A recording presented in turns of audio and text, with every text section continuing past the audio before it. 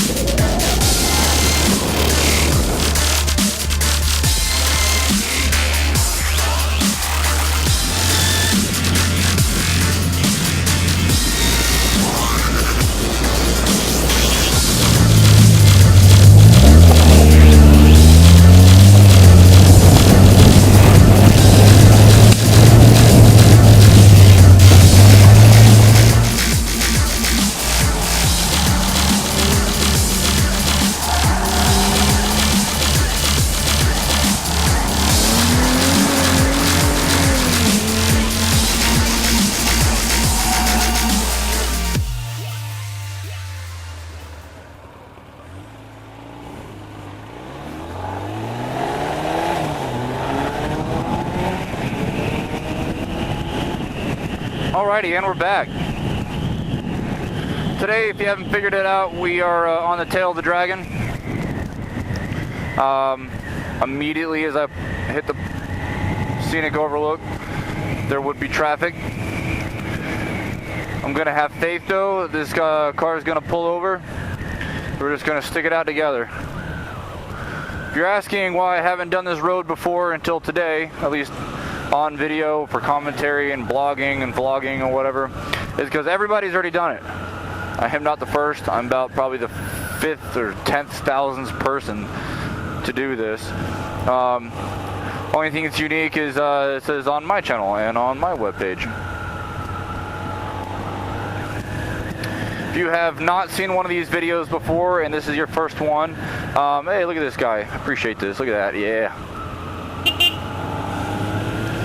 Again, if this is your first time watching one of these videos, I appreciate you joining me today for the Tail of the Dragon cut. If you have seen these before and you're just following along in the series, I appreciate you following along. If you're watching all of them, it's because you probably know me. So I appreciate your support there as well. Now, I did do this the other direction from North Carolina to Tennessee, but I had a different mount. And I'm not sure if I liked it as much, so we're going to try it from the side here. It worked decently well before, so we'll see how it works this time around. We'll do a few passes. I don't have a problem with that. I've got all day to be here. So I did, again, I started at the Scenic Overlook, so it's called, which is the start or the end of the Tail of the Dragon, at least by traditional terms. Yes, the road, US129 does go a good while both directions, but the official 11 miles, 318 curves portion is what we're going to show you right now. Now, if you're looking for like a speed run, you're on the wrong channel. If you're looking for something kind of comfortable, like I am, you're in the right place. Now, that being said, I'm still very proud of this bike for what it is and how old it is. It is a ton of fun. Decently nimble. I just can't do these super duper fast. So here's the first of many of the photographers up here. That one's 129photos.com. There are now about 4 photo companies up here that sit on the side of the road and do what I've done a little bit of, at least around the Asheville area. US129 Photos has been around for a while. 129 Slayer has been around for a while. Of course, Daryl's company, Daryl Cannon, thekillboy.com, that is kind of the one that made doing that up here sexy, if you will. He was, I don't know if he was the first. If he was the first, then cool. If he wasn't, I don't want to say he wasn't and insult somebody. Be wrong. But he was one of the first. Nowadays, they only man about 2 stations. Each company does. Sometimes you'll see a 3rd or a 4th. Just depends on if there's like a special event going on or a peak weekend, then you'll see more photographers out here. Needless to say, they're all great photographers, and you're going to have a good image of your time here. I mean, I've even seen, like, even if you're here in the rain, there's still photographers here that sit under canopies. And you actually get a really cool photo when you're, you know, it's dark and you've got the headlight on or whatever and you're in the rain. It's a pretty good photo.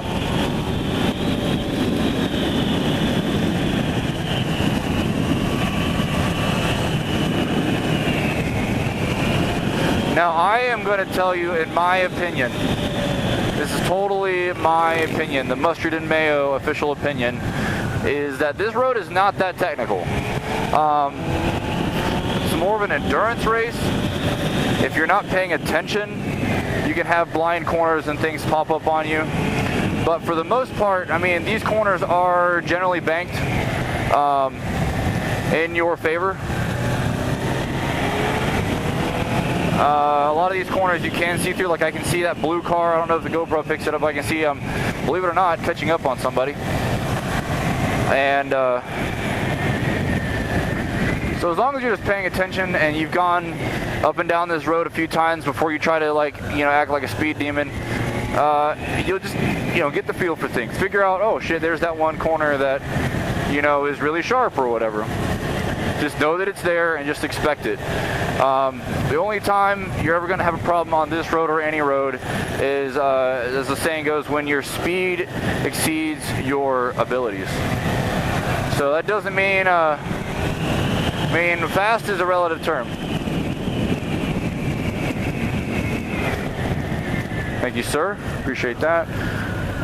Not every day I catch up on somebody, especially a car. If you've seen my other videos, you've heard me whine and complain that I'm not a great technical motorcycle rider, that I'm more of a cager, and that is still the case. This is probably the best riding I've ever had in my 2 years of riding is up here this weekend. I feel very comfortable at my speed.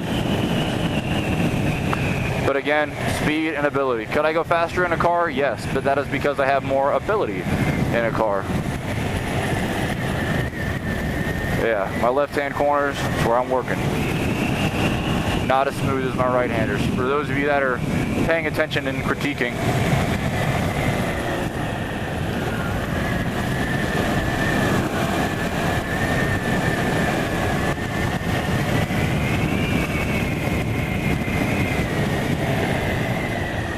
Now, the one thing I will say I always like about this road, I mean, you know, living in Nashville, I have so many roads. I mean, that's where the whole Mustard and Mayo project came from. Is because I have so many good roads to enjoy for motorcycles, for cars. I mean, for, you know, I don't do it, but for you guys that do road cycles and stuff like that, there's so much, in my opinion, better roads around the Asheville area. Now, what I like about this one is since it's so well known, it's, even in the fall and in the springtime and at random times during the winter, if the weather is okay, there's always a decent number of people here, and you're always going to see something that you haven't seen before. I mean, today I've seen Vipers. Of course, we've got this Blue Ridge Gathering group here. It's kind of where I got involved in this trip this weekend, was to come along for their meet. Mostly cars, but a few bikes as well. But, I mean, just up ahead of us, and somehow we're catching up on them, is a red FD. How many of you guys that don't have friends that have one, see an FD RX-7, one running and two actually on a mountain road somewhere, you know, with the owner enjoying himself. You know, that's what I like about the Tail of the Dragon, is it's like, I call it the Myrtle Beach for car and bike people, for gearheads, for motorheads, because there's always these guys enjoying themselves. Second reason why I really like the Tail of the Dragon is it's just like 151. It's I consider it a test and tune road for me. Where 151 is a sheer wear on your tires and your brakes and your suspension, this road is more about like, okay, how does my car hold up over the long haul? Does it get hot? Do the brakes fade, you know, after, you know, 8 miles? Does my driving skill, you know, decrease as the time increases?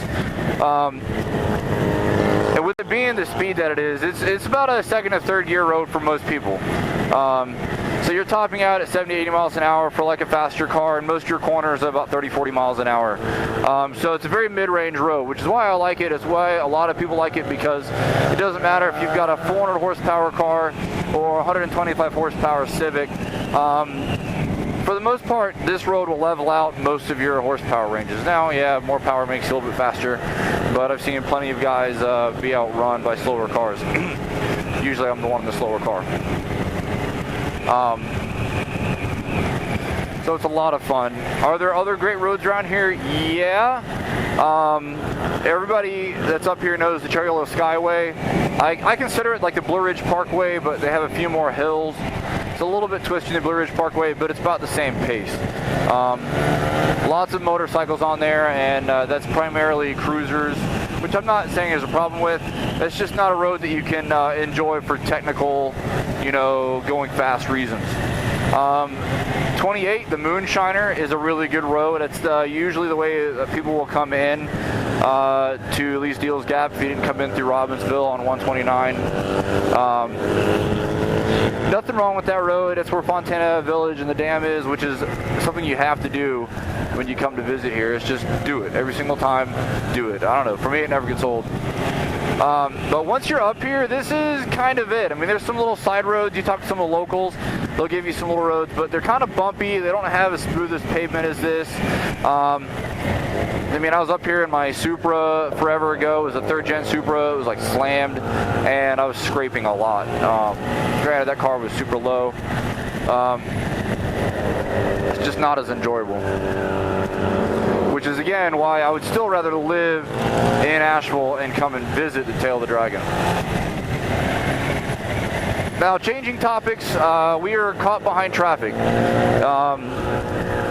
At some point, when I get the time and the manpower and some extra cameras, I will be doing a segment on 2 things, on basically just mountain driving etiquette. And one of that is, of course, to keep it in between the mustard and the mayo, if you will, the yellow lines and the white lines. The other driving etiquette is, you know, pull over. Like that Corvette just moved over. I should have honked, but I wasn't the first vehicle. This Ford pickup really needs to get over. I think he thinks he's going at a pretty fast rate, which again, maybe he is. Again, ability, speed, all that kind of stuff. But still, he's holding up 2 people that could be having a much more enjoyable run than we are.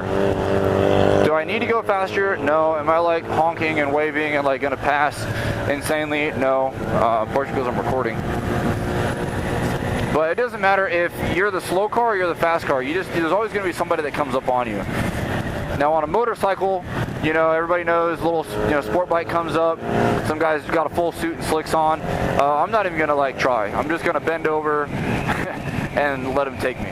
No, but I will scoot over all the way to the right side of the lane, and you know, as soon as you come out of the corner and you can see straight, point him by, let him go. Now in a car, it's a little bit different. Can't really point because that would mean like lane cutting and stuff. But use these pull-offs. This road has got some of the most pull-offs. I mean, there's one, I should count at some point. I mean, there's got to be like 30 pull-offs on this road. They are everywhere. There's soft ones, like right there is kind of a shitty, kind of a gravel one. It looks like there's a tree limb down. Still, it's a pull-off. This guy is just being a total jerk. And I would probably venture to say, because he's got an import behind him, an import and a sport bike, he doesn't care. That could be a little bit judging there, but more than likely it's the case. This RX-7 sounds good. No flames, sadly. No flames and no smoke, so this RX-7 might actually run right. There's been a lot of smart cars here today, and I'm a little jealous of that. I want a smart car. I want a smart car on RCOMs. I know you can't see my face, but I'm grinning really wide right now. That just sounds like it'd be fun. I don't think those things make but like 50, 60 horsepower, which is less than this bike makes. But I think it'd just be fun. I feel like you can still hurt some feelings with one. I would just worry with sticky tires, you know, flip the thing over since it's not very long or wide. A little box going down the road.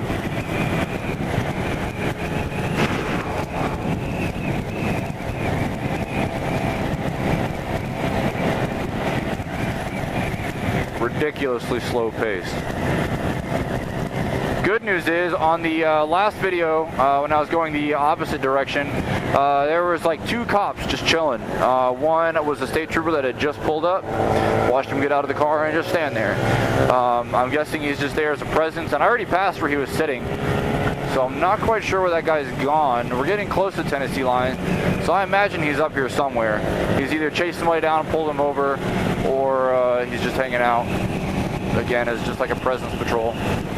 But you'd have to watch out for that. Generally what I advise, you know, your first run of the day here is, especially if you're starting in the Tennessee side, the majority of this road's in Tennessee, you know, the parts that everybody enjoys. So start at the Tennessee border, take about a medium pace all the way to the overpass. If you don't see any, you know, any cops at all, then you know you're not going to pick any up. There's no side roads here, a couple campsites and stuff, but nowhere that a cop could just necessarily pull out from. So if you're trying to come up here, look, there's one. There's the park ranger. So, you know, once you've gone to the pull-off, you know you pretty much got that whole 11 miles behind you. That is completely free to do whatever you plan on doing, which, like I've said over and over again, better includes staying within this lane.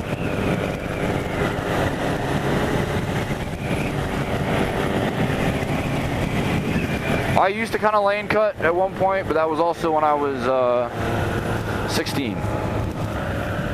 Well, here we are. There is the Blount County. That's rescue squad, guys. That doesn't really count as much. So here's the end. We're at the Tennessee state line, Tennessee-North Carolina border. I don't know where that other state trooper went. I must have passed him, or he must have gone the other way and I just wasn't paying attention. So that was the video. There will be a couple other versions of this, I'm sure, on the internet. So feel free to browse around, and thank you so much for watching.